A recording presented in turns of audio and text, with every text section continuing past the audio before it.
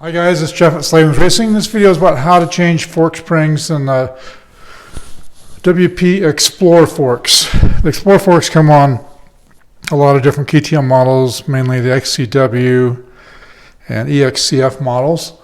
And on Husqvarna's, the TEs, and then the 701 also has them. And I believe there's a couple models of Shercos that have them. So it's an open chamber fork. It's very simple to change the springs. One of the easiest ones out there, probably the easiest. So you just need a 50mm wrench. We sell these. We sell the Motion Pro version, which is blue. They're on our website. I don't know, they're about 17, 18 bucks or something like that. But you really should have that so that you don't nerf up the fork cap. And I've got these in a vise with soft jaws, and I've got it clamped on the same area where it clamps in the lower triple clamp. You don't ever want to clamp down here or in between here. And if you don't have a vise with soft jaws, well then, I should back up a little bit here. Take the forks off the bike. I see guys all the time that take their handlebars off and then take the caps off, and they've got the spring and the damper rod sticking up in the air, and to me that is extremely awkward. It's a good way for the handlebars fall off on you. No matter how good a job you try to strap them down, they'll fall and will scratch your tank or your triple clamp or something. It takes less than 5 minutes to take these forks off the bike. I highly recommend you just take them off, work on them like this.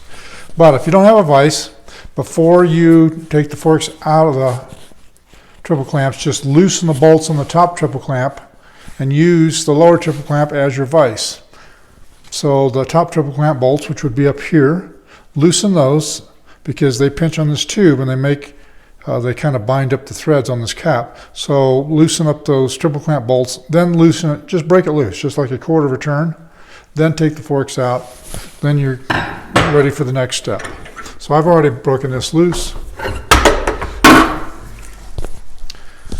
Move it down here.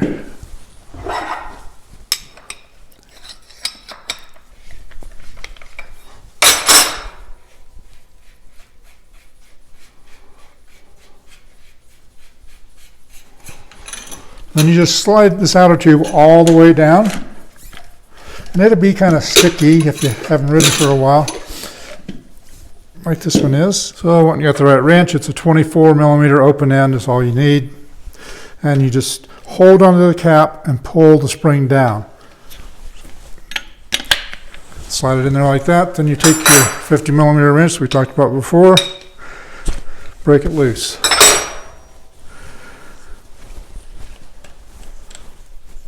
I kind of push down on this wrench with my thumb, kind of pushing against the spring.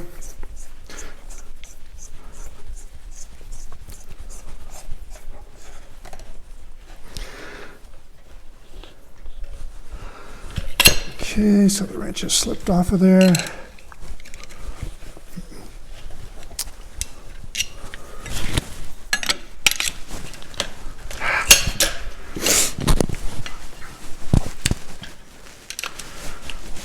Just slide it in between there.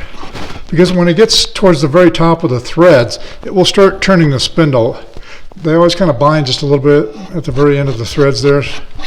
So you have to stick the wrench in between the coils.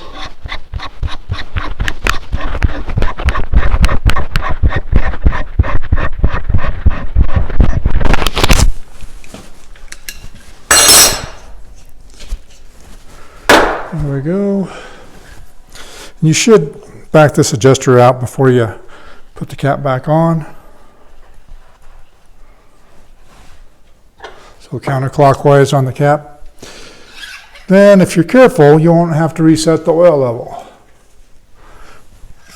So just pull the spring up here to where it's almost out of this outer tube, and just let it sit there and drain for a minute.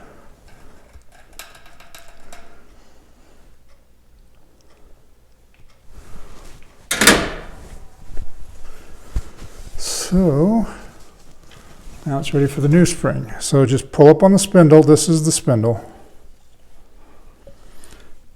And on one side there's of these Xplor forks, there's no rebound. So when you pull up on it, it feels like it's not connected to anything.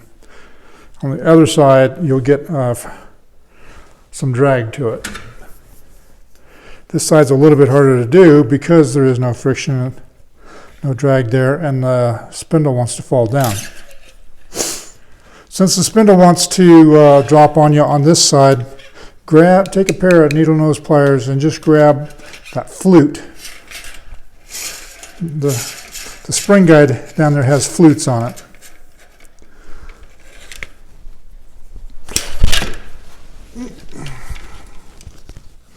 Start over there. I'm not very good with that hand.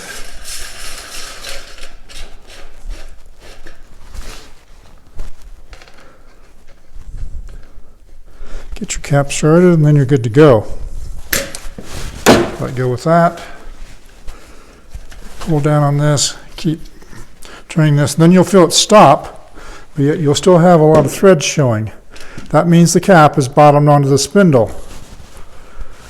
So if you put the wrench on here and you keep tightening, the spring guide is going to come up to the cap.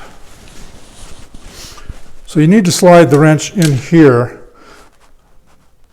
so that you can screw the cap down up against the spring guide.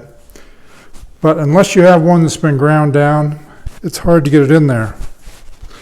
I've got one that's super thin. I'm not going to use that for this video because you guys at home won't have one like that. So I just come up with methods to do it with regular home tools.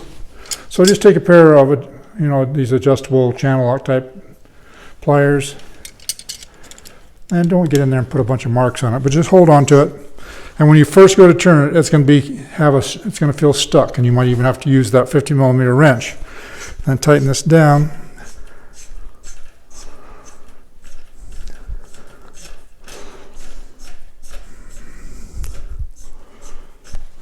All right, then when you get, up there a ways, you can go back to the original method, slide this in here.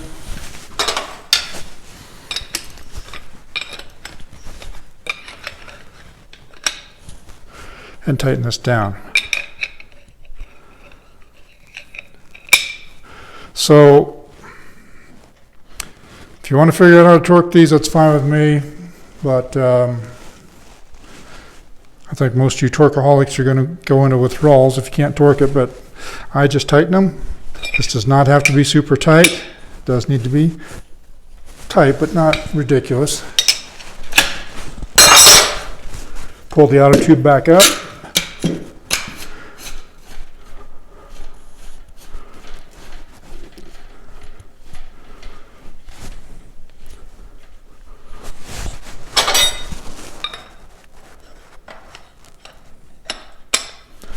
And tighten this down. I'm going to put it back into the vise and snug it up. This does not have to be real tight either because the triple clamps clamp on here and bind up the threads. So you don't need to get too carried away. You really don't need to go buy a huge socket or anything so you can torque it. That's really all there is to it. Then you should set this back where you had it before. And it's ready to go back in the forks. In the triple clamps, excuse me. That's all for now.